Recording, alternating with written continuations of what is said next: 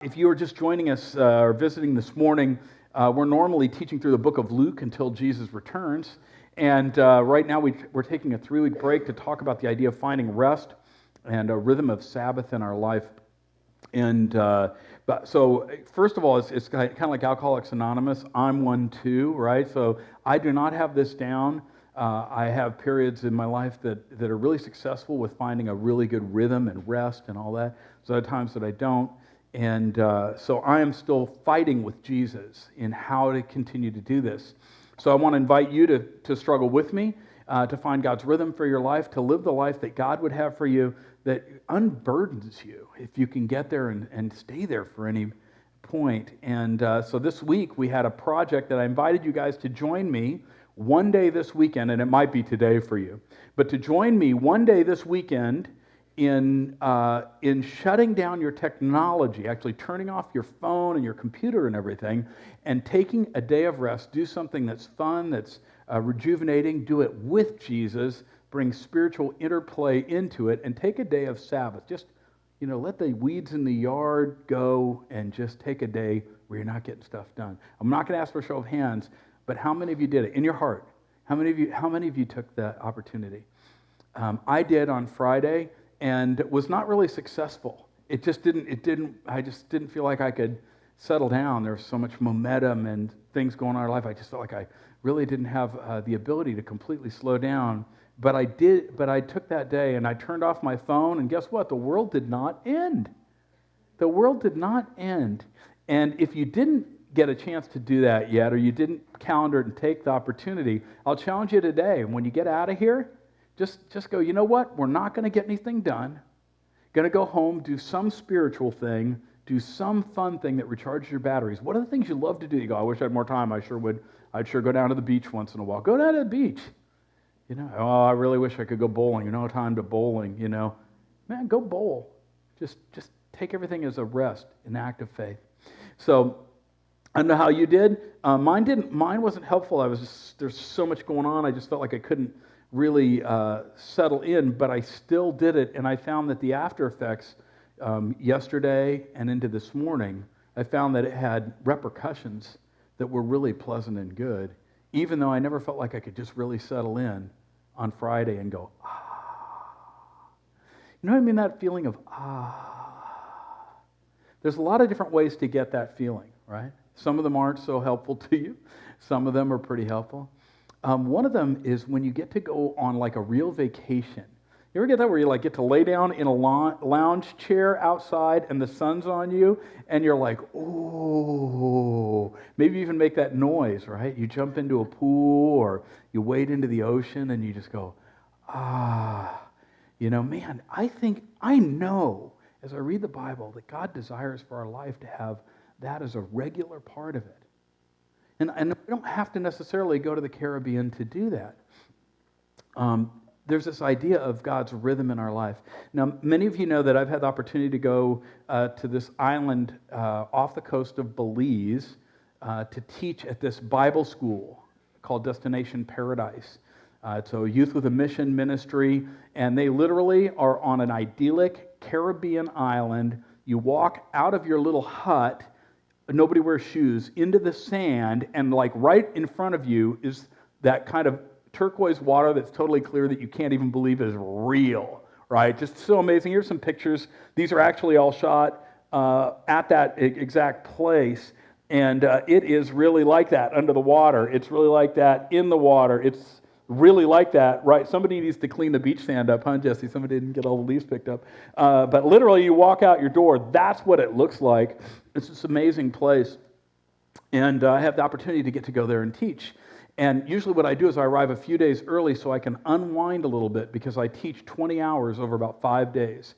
So, I'm just teaching for hours and hours. I spend all night sitting up doing one-on-ones, doing counseling, doing ministry care, discipleship individually with staff and students. Super fun, super tiring. But what I do is I always take a few days just to relax. And every time I've been there, when I get those moments of relaxation, I usually find myself a little place under some coconut tree somewhere up or down the beach, and I will sit quietly just by myself and spend time with Jesus for maybe a whole day. And every time I do that, I have this experience of like, and you go in the water and it's warm and it's clear so you can see the stingray before it stings you. It's just this place of really beautiful, calm and rest. And wouldn't all of us love to go to a place like that? And wouldn't it be great if you went there every week? And you just got a day to like get on the plane and they plop you off in this Caribbean paradise and you put your toes in the water, you get in the lounge chair. You ever do that where you get a lounge chair and you put it in the water and you just let the waves lap up on you? Man, it makes you out loud go, and you hear everybody else down the road, You know what? I think we long for good life, but what we get oftentimes is just all of the technicalities and difficulties of just trying to keep our head above water. Trying to just stay on the treadmill that just feels like it's going faster and faster. We lose perspective. God has a plan and a desire for us to have a different kind of a rhythm that includes regular periods of in our life and with Him. So in Genesis 2 last week, we kind of started to talk about this idea that God created Sabbath. Now, if you read the book of Genesis, you'll recognize it's the very beginning of the Bible. It's the book that teaches us about the origins of our world and us. And what it says is in Genesis chapter 2, it's the second chapter, right? It says the heavens and the earth were completed in all their vast array, everything that's out there. It says, by the seventh day, God had finished the work He had been doing. On the seventh day, He Sabbath, He Shabbat, He rested, He ceased. He ceased and relaxed from what He was doing. We know that that's not because He needed it. He's omnipotent. He has all the power. He doesn't need rest. He chose to do it. And later in the book of Exodus, and there's no slide for this, but it's in Exodus chapter 20, after the Ten Commandments, it says, look, God ceased from all of His labors. And because of this, you should remember and celebrate the Sabbath too. It says the reason we rest is because God is setting a pattern and an example for us. Now, the Old Testament in Judaism, it was really literally a law that His people were to abide by. It is no longer a law. We talked about that last week. You can get the podcast if you want to know more about that. It's no longer a law, but the question is it still God's rhythm for us? Does God desire for us to find regular times where we go, I know the answer is yes. I know the answer is yes. It says He rested from all of His work, not because He had to, but because He chose to. And it says God blessed the seventh day. He said, man, this day is blessed. It's special. It's separate. It's made holy. It's separate and different from everything else. I blessed it specially. Because on the seventh day, He rested from all the work of created He's done. What makes it blessed for you and I is the same thing as that ceasing from all of our labors of keeping up with the house and our bills and our children. The ceasing from all of that just grinding. And we don't do that very well as American citizens. It was a choice. It was blessed. Now here's what's important. What chapter was that? Chapter 2, right? In chapter 1, what does it describe? The creation of all things. Chapter 2 describes Him ceasing on the seventh day and saying, I'm blessing this, making it separate, and it's going to be a lasting thing for you so that you can go, if you make a choice to do it.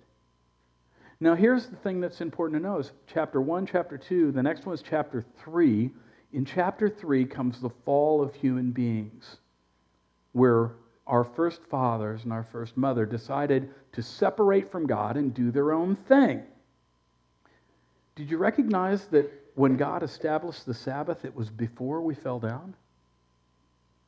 It's not, because the world's so broken. That wasn't the theological purpose. No, God says, I've chosen to give you this as a gift. That was before anything broke. He had already established it. And then all through the Bible, He keeps coming back to it. Hey man, I've set up this time of awe. It's a pattern for us. It happened before the fall. It's not a consequence of our brokenness. Understand this. His desire for us to find periods of in our life is absolutely a gift. It's not consequent to all the wrong we've done or how hard our life is. It makes, I tell you what, it's even better gift after that, right? But the thing is, it wasn't contingent on that. It was from the very beginning. In the beginning, God creates the heavens and the earth. By chapter 2, he tells us that on that seventh day from that, he ceased and he made an order. He goes, because I did, you should too. It's a gift to you and I. I would tell you that it is a gift of divine rhythm. It is a gift of divine rhythm, created before the fall, before you and I ran into all the problems in our world, that he said, I made this thing for you so that you could have a rhythm in your life. And the ancient Hebrews, one of the great things about being an Israelite in those days was that they had this thing that nobody else had. Everybody else worked until you dropped. You just keep going. People died young because they were tired, baby. They were working really hard day and night. Their animals worked hard day and night. You'd have a baby, you'd go, great. Hey, get out there and hold the sheep. I know you can't hold your head up yet. Get to work. Everybody's got to work. We never stop. That's the way the ancient world worked. And if you were a slave, you were really in a bad situation because you were really worked. And here the Israelites had this thing. God said, man, I'm ceasing to show you and make an example of a rhythm of life that I want for you to have. Now, it is pretty evident that most of us and most of the ancient Israelites also had really had trouble at different times in their life with keeping that rhythm, but it is the divine rhythm. And you and I are likely out of sync with this rhythm of, for 6 days, do all you got to do, and then one day, as an act of faith, simply rest and trust me that everything's going to be okay. We're out of sync with that. I don't know anybody, unless they belong to a religion or a sect of Christianity like Seventh-day Adventists, that actually take a Sabbath every week. I don't know anybody. I know people who attempt it like myself, but I don't know anybody who does that on a regular basis unless they are in some kind of a grouping or subset of Christianity or maybe a cult that says, you must do this. We're out of sync. And as a result, I think that is why we're so burned out, we're so stressed out, we feel fatigue and frustration. It feels like we never get to do the fun stuff. You know, I work really hard to try to do some of the fun stuff. One of the reasons, if you follow me on Facebook and you see, well, Chuck's doing this, why is he? Oh, man. Somebody says, oh, must be, I'm so jealous that you get to go motorcycle riding and you get blah, blah, blah, get to go play in a band or whatever. I got to tell you, part of that is because I force myself to do it. Because I know that if I don't, I just can't do this. I can't sustain this if I don't. Another reason I put it out there and say it, honestly, is because I really want people to want to live the life that Jesus has.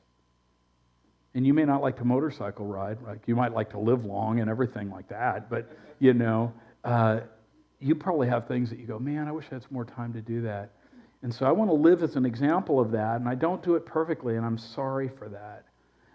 But I do want you to recognize, man, the things that you love to do, that give you life, that charge your batteries, it is God's rhythm for you to find time to do those things with Him and with your family, to bring an awareness of His presence and His goodness, to take time to spend extra time talking with Him and listening to Him and worshiping Him. And those things together can create a rhythm of life that I think is less frantic, and not just, it's an exemption of the bad, but it's really good. Like I said, you slip into your pool on your vacation and you go, right? I mean, God's rhythm is that, you know. Now the problem is like to join that rhythm from the world that we live in, that's like learning a new way to do things, and so it's not going to be perfect. Like I said, Friday, I had the best laid plans. I got up, I listened to the new Blackberry Smoke album, which is good and really was made me feel good. I listened to some other music. I read a novel, had nothing to do with you guys, had nothing to do with theology. It's a dumb novel, almost like a Harry Potter kind of a thing. It was dumb. It's for children. It was refreshing to me. You know, I sat in the shade and I smoked a cigar. I'm not sure what else I did, not too much. I got nothing done. I accomplished nothing. But you know what? It still didn't fill me because I'm so out of sync with God that it's just going to take me more time. I need to recognize I need to continue to make this pattern something that happens to where if one week gets all weirded out or I'm just not emotionally capable, guess what? Next week's coming. Oh, and I spent some time reading the scriptures and praying. But I just never felt like I get there. It's so out of sync with the way the world is. I just am out of sync with God's rhythm. And so I'm on a constant plan to try to renegotiate my life to be in line with God's. And I challenge you to do the same thing. They say the world is run by tired people. Great. How's the world running? Seems to me like things are not optimum, Things don't seem optimum. So all this running and all this stress, so the American individual says we need to work very hard and all the time and we've just got to work harder and do more and get more done. And God says, no, you don't. I'm just challenging you to take one off, 1 out of 7. I want you to rest. I want you to find maybe if we were to do that, maybe we would find the kind of blessing and wholeness in our life that God wants. And again, I'm a routine offender of Sabbath breaking, right? Of just not keeping it, not staying low in it. But Jesus was too. Jesus was too. Have you ever recognized how many of the conflicts Jesus had happened on the Sabbath day? I mean, most all of his major ones.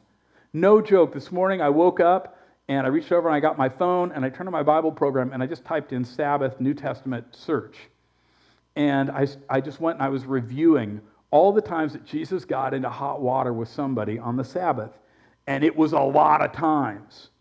It was a lot of times. In fact, many times the most magnificent healings that you saw happened on the Sabbath, and the religious people freaked out. Hang on, you're working on the Sabbath, because the idea of Sabbath went from being this refreshment of God, this blessing, to this set of rules that you had to adhere to, and it was a rule in the law, and you better do it. And Jesus said, yeah, I see needs, though. I see somebody who's sick or somebody who needs healing, and so I bring restoration on the Sabbath. And they say, oh, well, you're working to do that. In fact, he told other people to do it too. It's sweet. He gets into trouble because he heals this guy who's been an invalid for 38 years, 35 years, I think. And so the guy's never been able to walk. Jesus goes over and he goes, hey, you want to get better? And the guy's like, duh, Jesus. And Jesus says, you're a toad. No, that's not. He didn't turn him into a toad. But that would have been cool if he would have done it just for a moment. But he goes, what do you want? And he goes, I want to be healed. So Jesus goes and he puts his hand on this guy. And this guy, it's not just that he gets up and walks, but his legs. Have you ever seen somebody who's been in the hospital for a long period of time? You don't have any muscles left. You become literally skin and bones. All this stuff reconstituted. It must have made an awesome sound. This guy's legs were whole. The guy gets up and he's walking. Jesus says, hey, now I know it's a Sabbath, but you see that mat you're laying on? Pick that thing up and put it under your arm and go do something. Well, now here's this guy who's wandering around. I go, what are you doing walking around carrying that mat on the Sabbath? That's work. That's work. And he goes, well, Jesus healed me. He throws it on Jesus. And so Jesus says, you're a toad. And he did not turn into a, so he goes off, and Jesus tells him to do it too, because Jesus doesn't seem to think that all these restrictions and rules that they had added were helpful. And yet he still practiced Sabbath. He still encouraged others to do it. It was always his practice, and he calls us to do it too. So Jesus keeps getting in trouble on the Sabbath, and one time he gets in trouble, and they come and they start to get on him about, you're breaking the rules. And Jesus says, hey, let me explain something to you. Let me tell you why God, he gives another reason why God has given us this rest time. It's in Mark 2. It's actually in Mark and Matthew and Mark, Matthew, and Luke. All of them record this because it was a significant event in the life of Jesus. And if it was this significant to be in 3 of your Gospels, I think it's really important that we recognize the Sabbath and what Jesus has to say about it. It's really important. One Sabbath, Jesus was going through the grain fields. Ooh, he's probably walking too far. They had arguments on how many steps you could go. And, nowadays, if they were doing this, you know what they'd do? They'd get a Fitbit, and it would have an alarm on it, right? To say, Sabbath breaker, too many steps. So Jesus goes, I don't care. I got to get from here to there. And I'm enjoying the walk with my buddies. They're walking through the grain fields, and as his disciples walked along, they began to pick some of the heads of grain. So what they're doing is they're walking along, they're already probably breaking the Sabbath, and as they're going along, they're taking their hands and just running it through this probably barley. and the heads of the grain are coming off in their hands. And I think it's Luke records that as they're doing this, they start to take the grains and they go like this because, when you look at grain, it has like a little husk on it, And so they would rub the grain in their hands. They're hungry.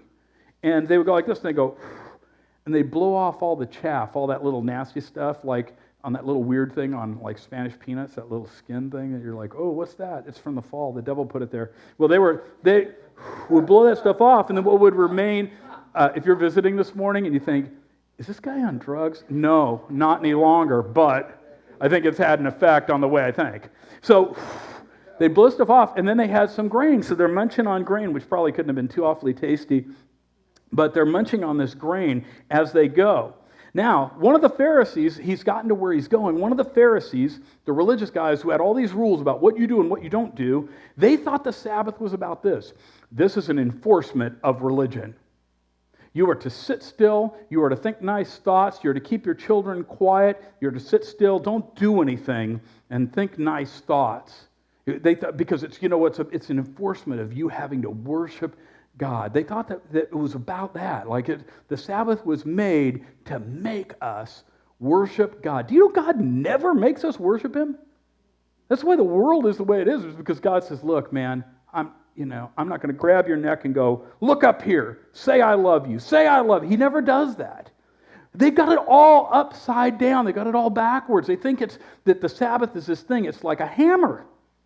I don't know if you noticed, but if you go on the App Store, they have an app for everything nowadays, right? There's an app for that. There's a Sabbath app. There's several of them. I say, I wonder if there's anything useful here. They're all Jewish Sabbath apps.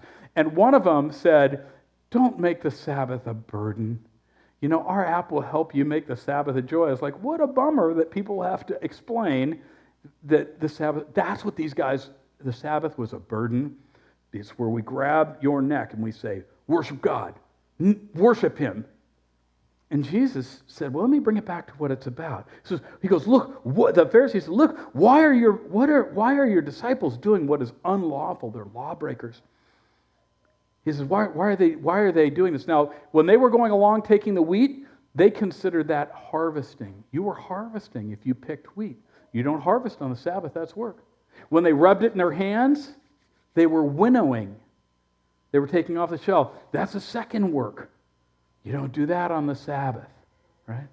See, they literally were saying, you're harvesting and winnowing, and your disciples are doing it too. And Jesus says, look, have you never read what King David did when he and his companions were hungry and in need? In the days of Abiathar, the high priest, he entered the house of God, and he ate the consecrated bread. There was these loaves of bread that were put out as part of worship for God. These were holy. No one was to eat them except for when it was replaced at the end of the day, the priest could eat the bread. This was for no one else. It was part of God's way of supporting the priest. But until they took it off at the end of the day, it was holy bread placed before God as an object of, as a way of, a ritualistic way of being thankful to God. And so David and his men go in, they get this bread, and they eat the holy bread on this. He goes, and it's lawful only for the priest to eat. And he gave some to his companions too. And he goes, didn't you know that? Your big hero, King David, he broke the Sabbath. He ate this thing that was holy. He did this thing that you don't do because he had need. See, what he's saying is like, my guys were hungry. They had need. You want to make this thing, this ritual about stopping people when this whole thing, like, think about Jesus healing people on the Sabbath repeatedly. I think he was pointing to the fact that God's desire of the Sabbath is to bring wholeness to human beings. He saw their individual need, but he also, I think, was pointing to the fact that the Sabbath was made to bring healing and wholeness to people. And in need, even though this holy bread had been eaten and these people had, in a sense, gathered food on the Sabbath, he goes, they had need. It's good to do good on the Sabbath. It's not there to restrict you. And now Jesus makes these statements that I think are really important for you and I today. He says, Jesus said to them, the Sabbath was made for man. And the word here is anthropos, means men and women, for humans. He said to them, the Sabbath was made for people, not people for the Sabbath. Look, God did not need to make us so that he could use this tool called the Sabbath to grab us by the neck and say, worship me.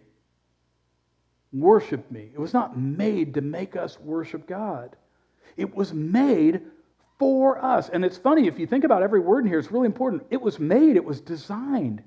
God chose to make it before the fall. He chose to design this certain thing, and here's the purpose: for us and not for him. Do you recognize that God throughout history and from the very beginning has this rhythm, and he says, here's this beautiful rhythm that offsets the way life is. It's made for you. It is a gift for you. It's part of finding wholeness and healing. It's this rhythm that he has made. The purpose is to refresh our hearts. He says, and the Son of Man is the Lord of the Sabbath.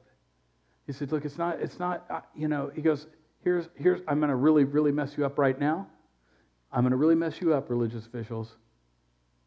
I'm in charge of the Sabbath. Can you imagine how audacious this is to these guys? It'd be like me coming in here and go, hey, I'm in charge of the government today. And for more and more, I'm the master of the United States. Right? You go like, who are you, Emperor Norton? There's this thing that it would be crazy for me to say that. Jesus backed it up. He had authority to do this. He said, look, I'm the master of the Sabbath. Now, he goes, the Sabbath is a gift. It's the rhythm of God. It was given to you before anything right or wrong happened. I'm in charge of it. Is Jesus still the master and commander of the Sabbath today? Yes, he is. He hasn't changed. He hasn't changed at all. And he doesn't ever teach that it's a law anymore. And the new church of Christ never taught it, right? It was no longer a law. It was fulfilled in Jesus. But he's still the Lord of the Sabbath, and it's still God's rhythm. It is a gift made and designed for us. The Bible speaks of God as being a gift giver. Jesus' little half-brother, James, said this. It's in James chapter 1, verse 17. He says, every good and perfect gift comes down from Daddy. Every perfect, good gift comes down from the Father of lights, from your Father in heaven. And the Sabbath is a gift. Why? It was made for you. It is a gift of divine rhythm. It's not a law. It's not to force you into worship. You don't have to do it. Jesus never commanded it as a law. The church didn't command it as a law. The New Testament does not teach it as a law. But I believe that it is still God's gift of divine rhythm of life. And is that hard to put into practice? Oh my gosh, yes. It's absolutely difficult. But it's a gift from God. It says every good and perfect gift comes down from God. Well, man, I want to receive God's gift. I want to have the rhythm that he has in life because I want my life to be filled with goodness. I know that it pleases him. It's first of all, it's a gift of physical rhythm. If you work all day, all night, every day, every night, it breaks you down. It breaks you down relationally, doesn't it? You ever had that where you got somebody in your life that works too much? They're just working all the time. And you're just like, you know what I'd really like? I'd really like just to have some of your attention or your quality time. And you're like, can't, got to work. And if you're an American citizen, then what you say is like, hey, I got to support this family. Right? I got to support this family, and I got to work because my husband's a bum musician, and so I got to go get a real job and make some money to support this guy, and that kind of thing. And we got to, and we don't have time because we're too busy doing that. And God says, guess what? No, I've created a different rhythm, and to enter into that, it's an act of faith to trust me that everything will get done, and it'll be okay. But it's my rhythm, and it's a gift for you. And when you don't stay in God's rhythm, and I'm speaking to myself right this minute, you get tired. You get physically tired. As you get older, it gets harder and harder to do that. Like I said, the world's run by tired people. How's it running? Is your world running in the way that you feel a sense of contentment and peace with? Mine isn't always all the time. Mine isn't always. It's also a gift of emotional rhythm. It's a gift of emotional rhythm. Depending on whose survey you read, 1 in 6 or 1 in 9 Americans is on antidepressant medication. Between 1 in 6 or 1 in 9. Like I said, everybody's got their statistics, but all that to say that many, many, many people are running in such a way that's like an epidemic of depression in our world, and especially in the American people. And maybe some of those things would be alleviated if people weren't trying to figure out how to make things work every second and weren't so unbelievably stressed.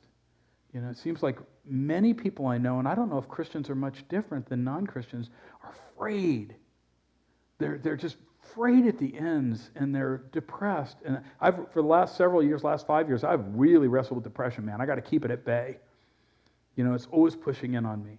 You know, it just feels like there's just so much that needs to be done, and I just can't.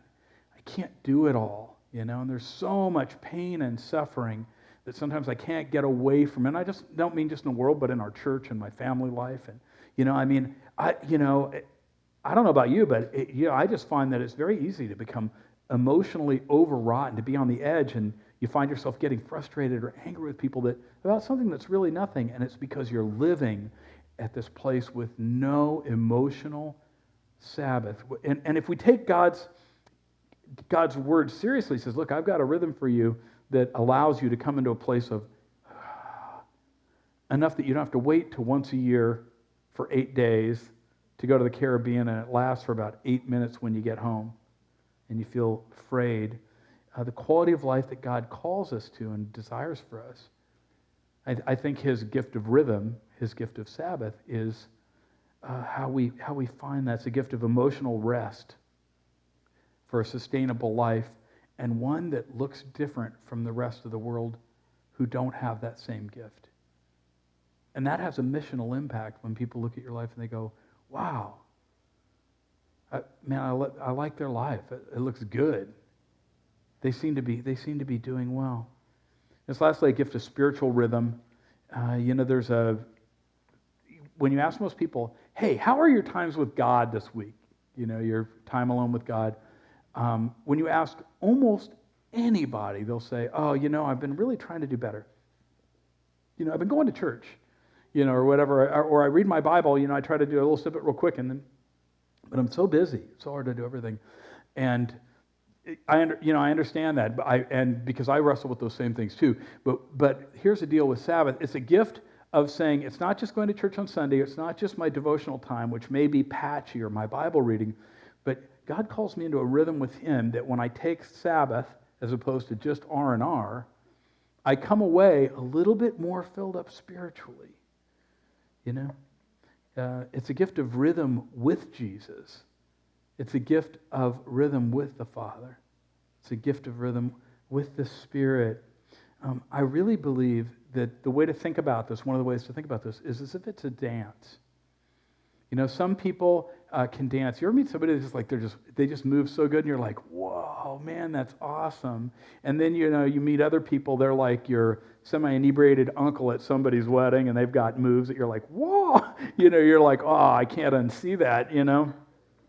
I think most of us aren't very good at dancing with God. I don't think we're in his rhythm. His rhythm is work hard, be focused, now totally rest. Then go back to the next thing. Most of us are really, really bad at that. So I was looking on internet because I thought there's got to be some awesome video of people dancing badly that'll be kind of a fun little lighthearted thing, and I can point out this idea of dancing badly with God. And I found a bunch of stuff, but I found something by Yoko Ono, and since it's by Yoko Ono, it's just weird. And so, these guys back here were going, are you sure this works? I'm like, I don't know. We're going to watch it anyway. So here's what Yoko Ono says about dancing. Bad dancer.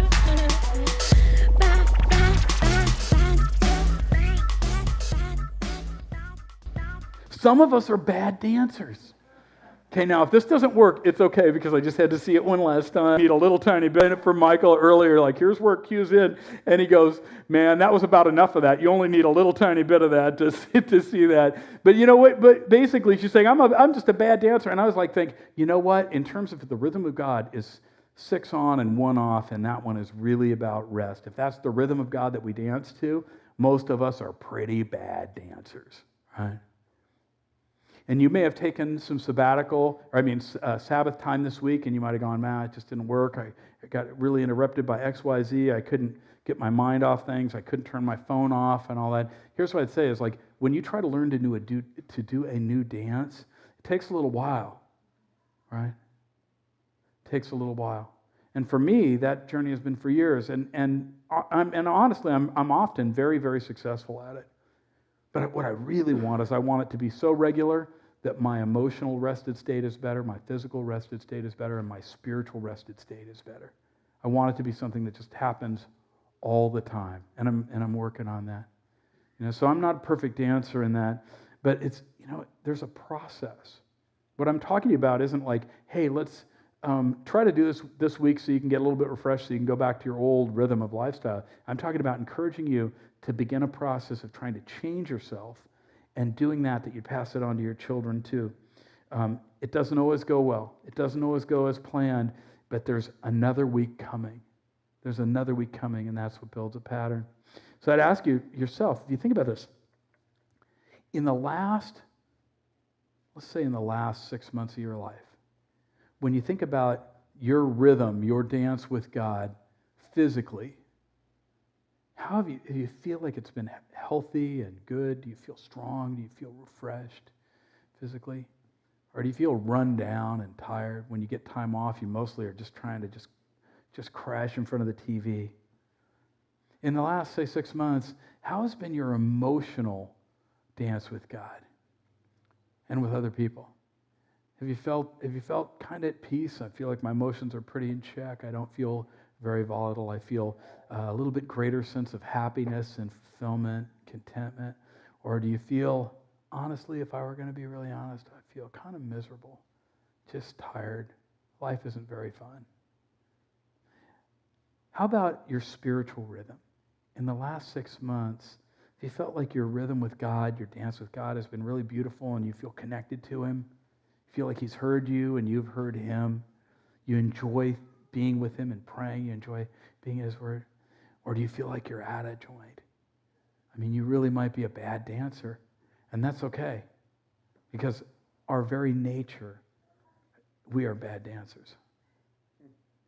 God established the rhythm and He calls us into it. And it takes a lot for us to learn how to change that. The cool thing when you get into God's cadence with Him is that day that He said was blessed brings blessing to us, physically, emotionally, spiritually.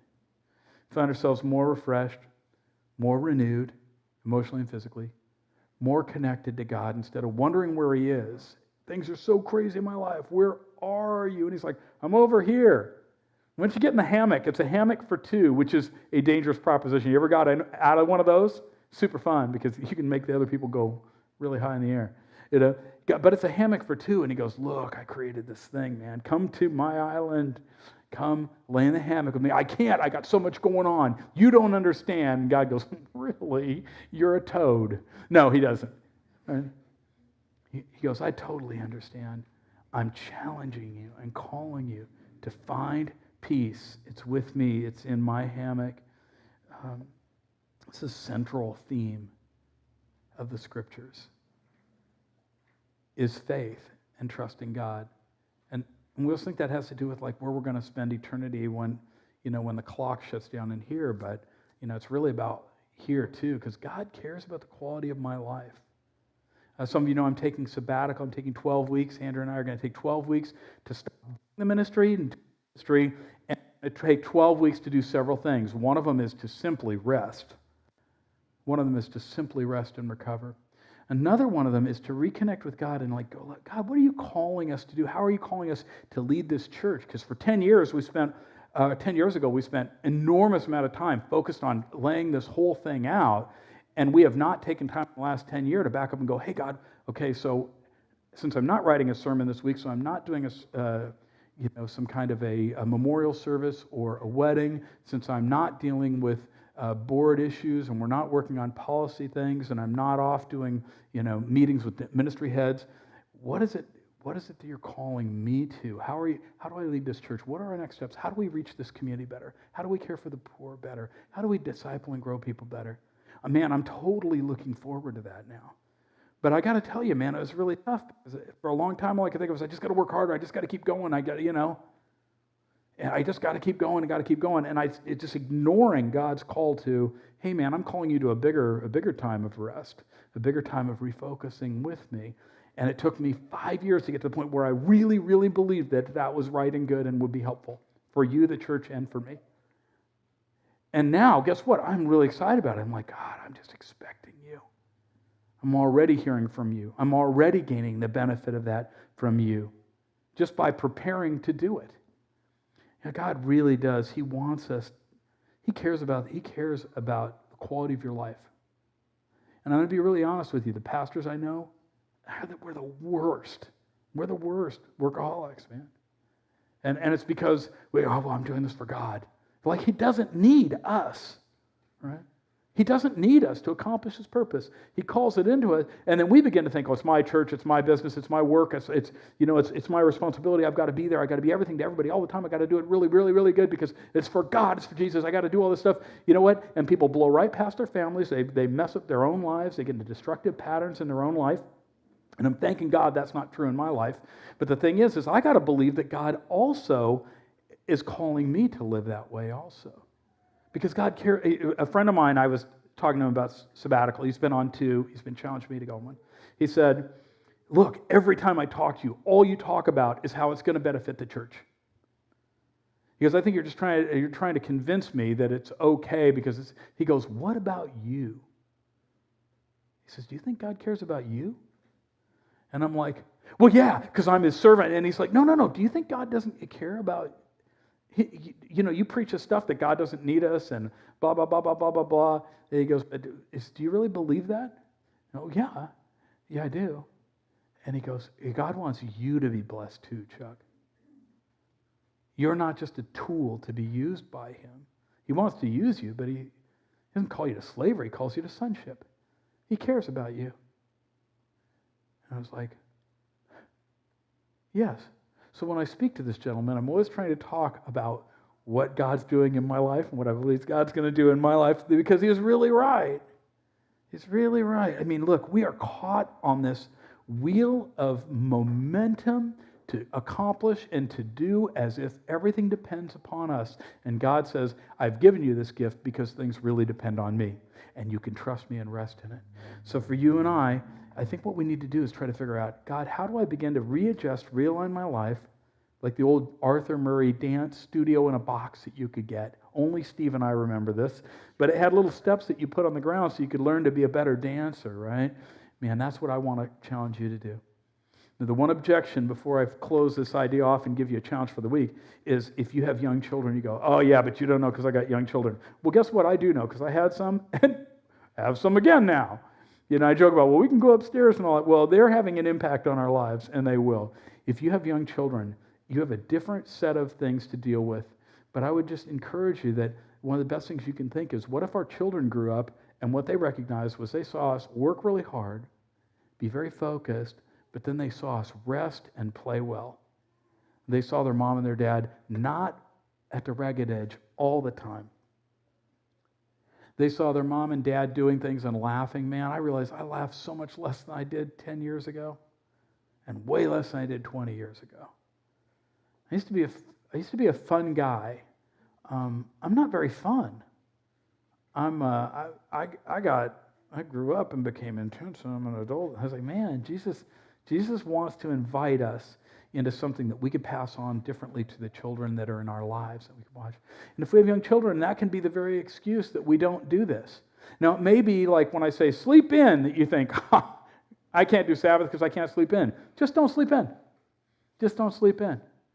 If you got little kids, there's a rhythm in your life that there's certain times that are good times. Go, what could we do during those times that will be refreshing? When they take a nap, maybe that's when we could take a nap. If you've got a little bit older children, like Keith and Nicole, they have like 16 children. All right? And they've got all these kids, and it would be really, really difficult to implement this. And the natural tendency would go like, I can't because of this thing. Man, if God gives you a gift of rhythm and he gives you a gift of children, those two must be compatible. Right? So you think, what are the things that delight my children? What are the things that invest in them? How can I bring Jesus into the midst with them? Maybe I read them a Bible story, and we're going to go swimming in the pool. We're going to go put them in the strollers, and we're going to go over to the redwoods right up the road here and walk around and look at the beautiful trees, and that'll do us good and do them good. Getting out of the house, getting with another couple who also has these little monsters in their home that need a break. The thing is, it's really the same for all of us. It's a matter for me and for you to say, I need to choose to put this as the stone in the river and let the river run around it.